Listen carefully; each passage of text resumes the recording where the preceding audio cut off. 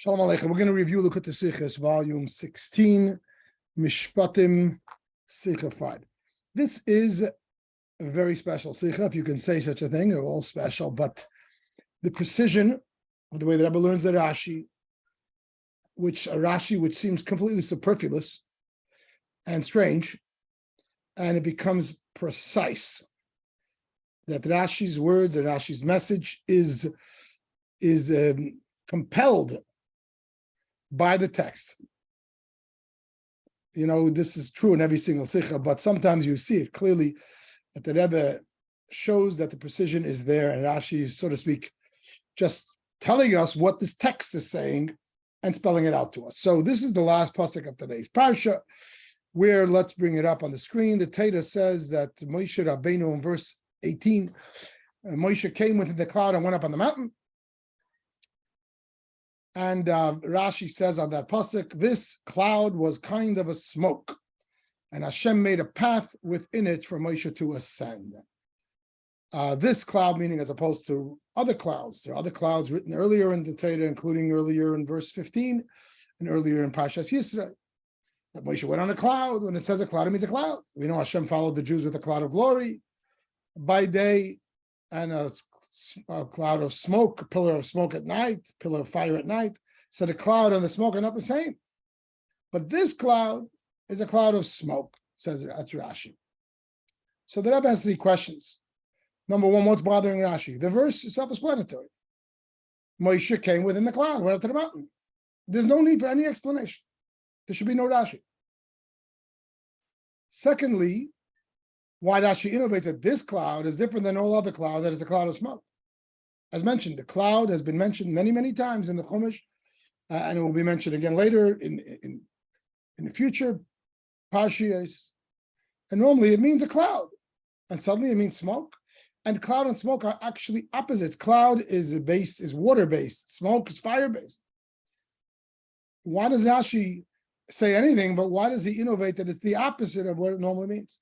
And number three is, why is there a need suddenly for a path to Moshe to go in? And Moshe is afraid of going into a cloud. Moshe went into the thickest clouds. Moshe is not the fearful type. In fact, with Sukkim, which say, I believe later in Baruch, that Moshe went into the mountain, 3 levels of thickness of clouds. And nowhere do we find that the Torah says that Hashem has to make for him some kind of canopy or path. The Hebrew word shvil. Moshe goes up. Suddenly Rashi feels a need to explain that Hashem made him a shvil, and this is Rashi, which means this is on the pshat level, on the literal level, he needs a canopy. And what happened to all the other times he went into the clouds? These are the Rebbe's three questions. They're very strong questions. Parenthetically, I'm quoting as the Sicha brings down that in the Gemara, the Talmud, it says that how do we know that in this case there was a cloud? Because the language is used b'toich ha'anon, within, and that word is mirroring words that we find by the splitting of the sea by Kriyas Yamsov, that it says that Bnei Yisrael holchu b'yabasha b'soich hayam, the Jews went into the dry land within the sea. So whenever there are mirroring words, b'toich, within, so we find the connection. So the Gemara, the Talmud says on the Talmudic level of study, that's how we know that there was a shul, there was a path or a canopy, similar to when the Jews walked into the sea, where that same word within is employed, indicating that there was a path. There was a path in the sea for the Jews. There was a path in the cloud for Moshe.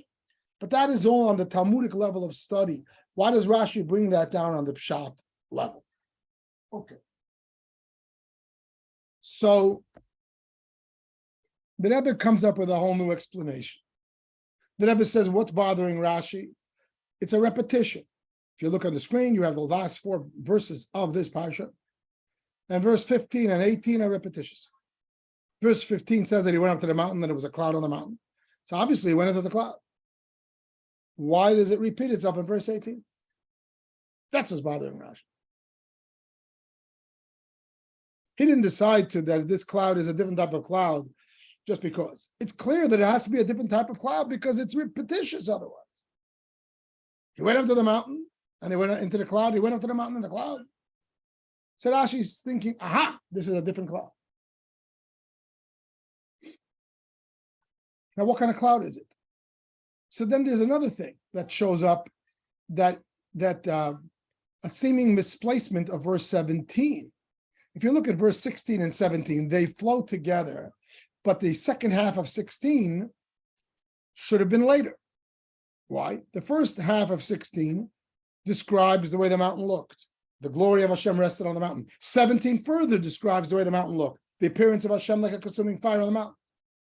The second half of 16 is describing what happened on the mountain. If you ever explaining to a person, especially if you're writing it in a book, certainly in Tater, which is perfect, lahavdil, when you're explaining a scene and then you're explaining what happened, first you set the stage and you say the scene looked like this, A, B, and C, and then you say what happened. Here in the first half of 16, it tells you how it looked, the glory of Hashem. And then it interrupts by saying what happened, that Hashem called Moshe. And then in 17, it goes back to describe the description of the scene. It's very strange. This is a problem in Pshat level, the literal level.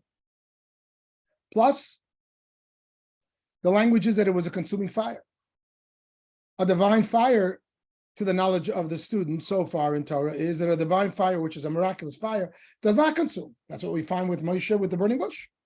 The language is this fire with the bush was on fire, and the fire was not consuming. The bush was not consumed.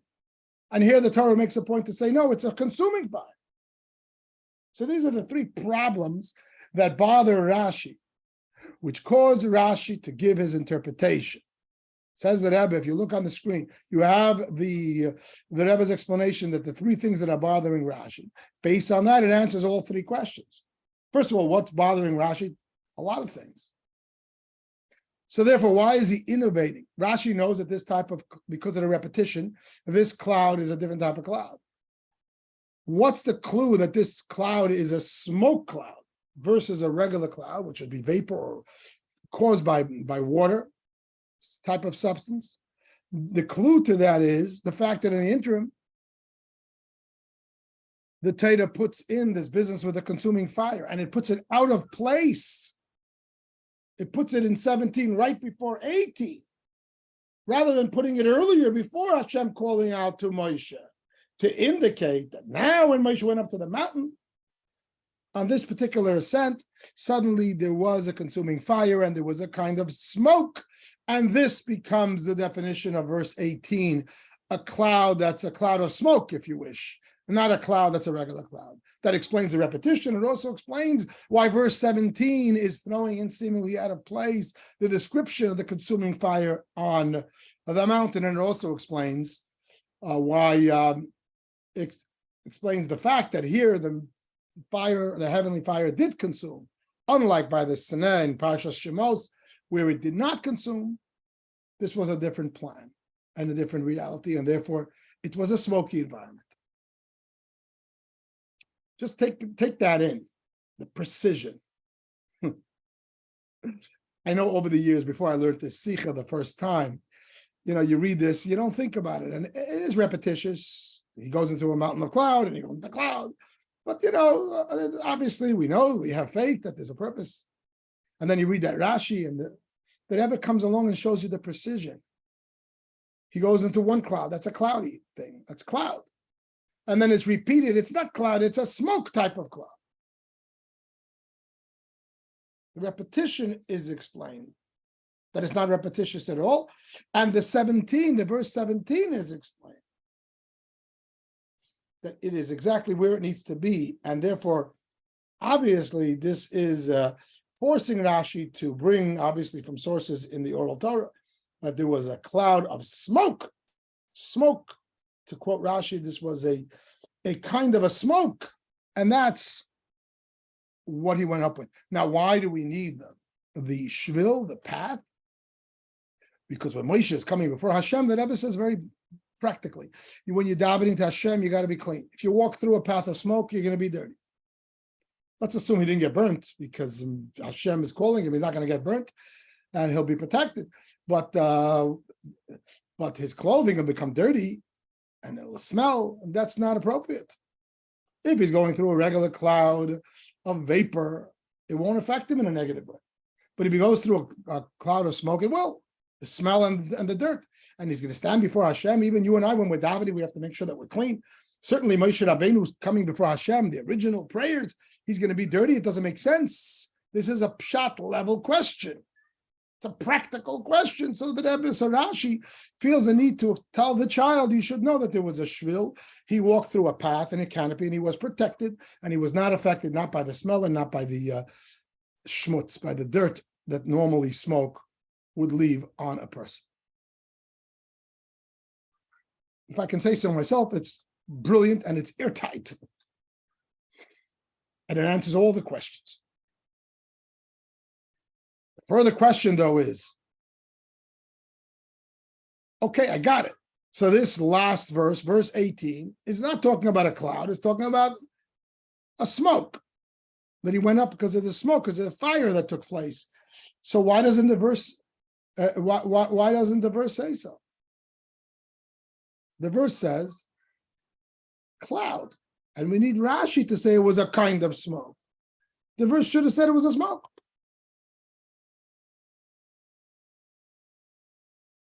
And secondly, why does Rashi say it was a kind of smoke? He should just simply say it was smoke. As we'll see in the second half of the Sicha, when the Rebbe explains it on the spiritual level, he quotes from the portion of Yisrael that it says clearly the mountain was smoked, not like smoke. Smoked, actual smoke. So that becomes the further question. I'm making it into two questions, but it's really one and the same. Now that we've concluded that verse 18 is not a cloud, it's a smoke. So why call it a kind of smoke? It should be smoke. And why even call it in the text a cloud when it should simply say it's a cloud, it's a smoke? So the Rebbe says the answer is because smoke is created by consumption, not just fire. If you have fire alone, you're not going to have smoke. Real smoke is from the consumption.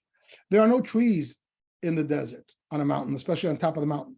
And therefore, there was really nothing to consume. So while there was smoke, but it's not actual smoke in the simple sense, I guess it wasn't natural smoke. It was a kind of smoke. You can't call it smoke, because it's not really the normal smoke, which is a consumption of wood. It was like the mountain itself. The rock of the mountain was on fire. So nothing is really consumed. Perhaps that's why it says it was like a consuming fire. It doesn't say that line, that explanation in the Sicha, but I think it's apparent. It's like a consuming fire because it wasn't really consuming. What is it consuming? There's no trees. It's burning the rock. You can't consume rock. So therefore, the smoke was also a kind of smoke. And therefore, the text still refers to it as a cloud, indicating some kind of miraculous revelation. That's what the clouds always represented. Teda, Hashem appears in a cloud. But this cloud is not a vaporous cloud. It's a kind of smoky cloud. But it's not really smoke, because there's no source of smoke on the mountain. Again, precise.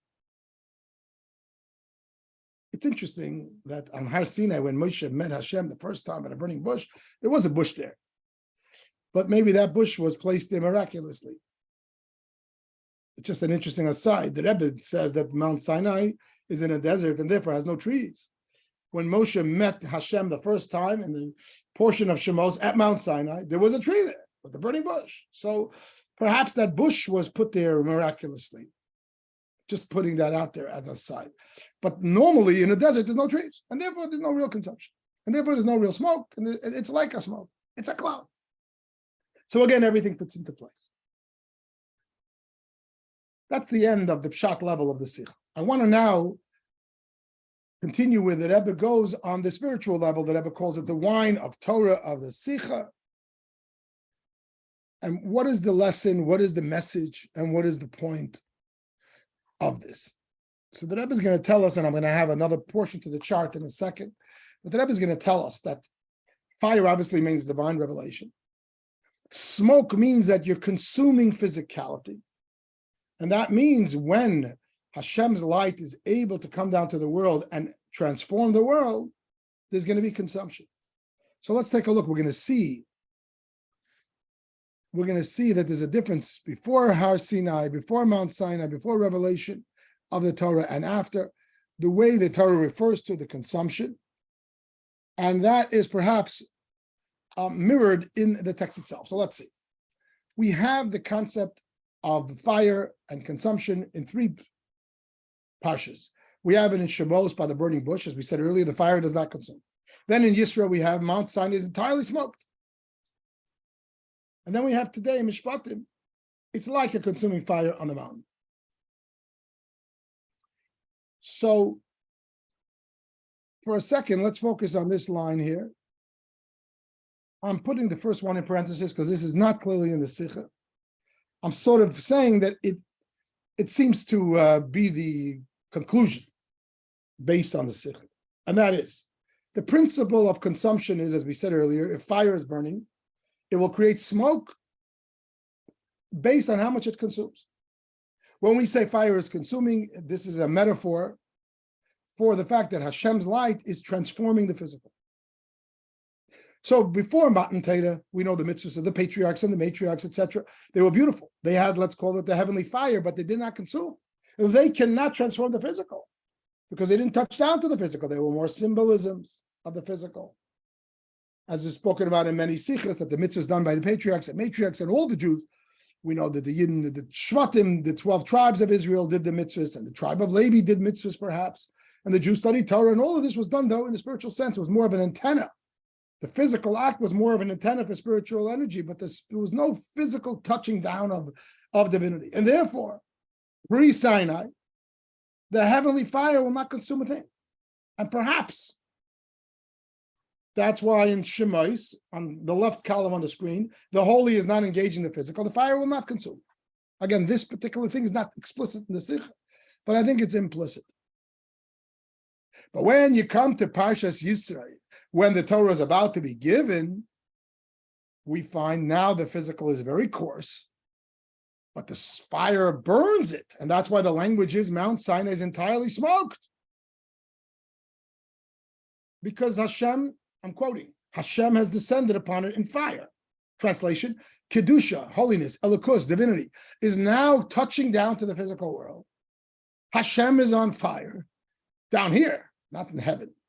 Hashem's fire, Yorad Olav Hashem Ba'esh, Hashem's fire, the fire of Kedusha, of holiness and divinity is now descended on earth, and it touches the physical is going to be consumed, but it's making a tremendous amount of smoke.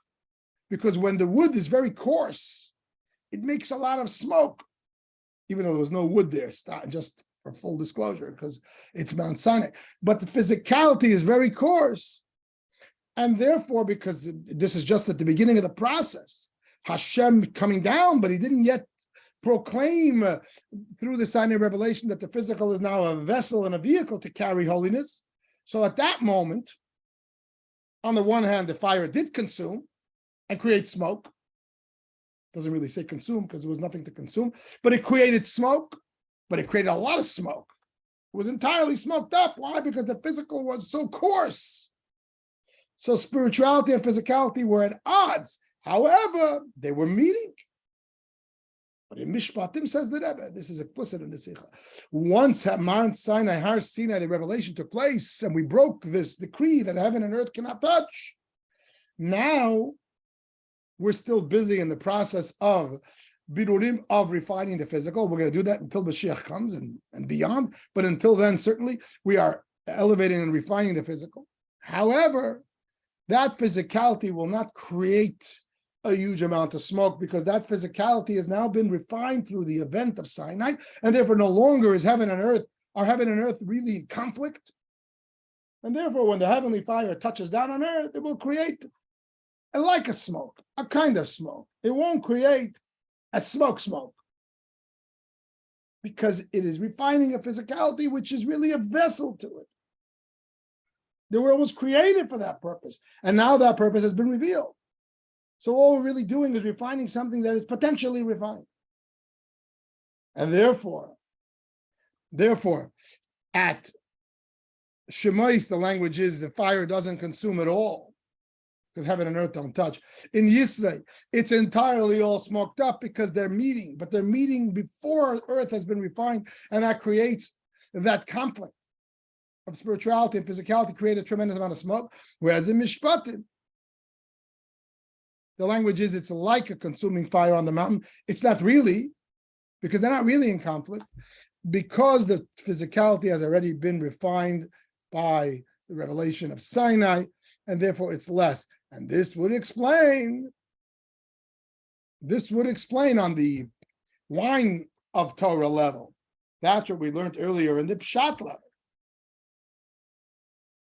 That here in our Parsha, the Torah calls the cloud of smoke, it calls it a cloud rather than a smoke, whereas in Yisrael it called it a smoke. In the text, not in Rashi, in the text. Only Rashi is the one who reveals to us that it's a smoke, and he calls it a kind of smoke. Unlike in Yisrael, where the text says it was entirely smoke, not kind of anything, smoked. Because of the difference of the refinement of the physicality in the intro. To call it brilliant would be making it cheap. And then the Rabbi gives us the lessons that are very, very helpful in terms of our own Avodas Hashem. The Rebbe says that a person should not be afraid of engaging physical. Hashem will provide a path. A person could say, I'm afraid to get involved in the physical. When I gave this year in my Chabad house, my emphasis was that a lot of people who are looking for Yiddishkeit, they're afraid of the physical mitzvahs because it makes Judaism too mundane. They like the mitzvahs of Torah study and prayer, they're spiritual. But you're telling me that mitzvahs are physical.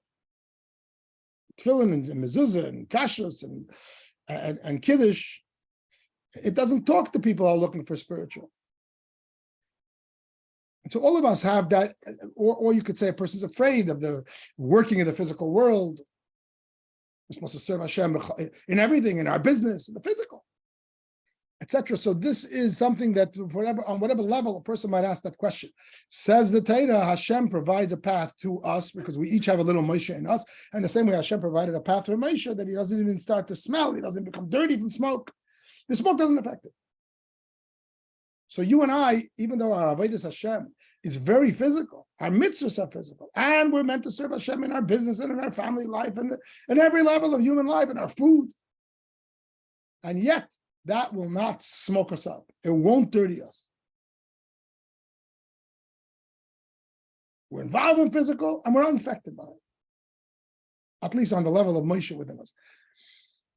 And the Rebbe goes further to say, not only why will you not be affected? Because you have this protection from Hashem, this path, but also because the smoke that the physical creates when it meets up with the spiritual through our Avodas Hashem is not really smoke. It's only a kind of smoke. Because in the end, physicality is not really a conflict with Kedusha. Because the whole purpose of physicality was a keli, a vessel, which was only created for the purpose of refinement and revealing Hashem's world, that this is Hashem's world. The whole purpose of the taktonim of the lower world is that it should be a home to Hashem. So therefore, it's not really a lower world in a negative sense. That's its whole purpose. It's almost like the way Chassidus explains that a body and a soul, even though they're so far away, there's an infinite gap between them, and yet they marry in perfect unity because the soul was created. The body was created to be a vehicle for the soul, and therefore it's not a bridging of a gap. It's really just coming home. It's a homecoming. So in a similar but different way, the Rebbe speaks often, as Chassidus says, that the world was created for that purpose, and therefore even when heaven meets earth, it doesn't create quite a real smoke, it creates a kind of smoke. Because there's nothing really to consume. As the Rebbe said, on the pshat level of the Sicha, applying this now on the spiritual level, it's not really a problem, and therefore don't be afraid of the physical and the dust that it kicks up when you try to live a more refined life, a Torah life. It's not such a conflict. You didn't kick up any real dust. It's a make-believe. Because really the world is a holy place because that's its purpose and for which it was created to begin with.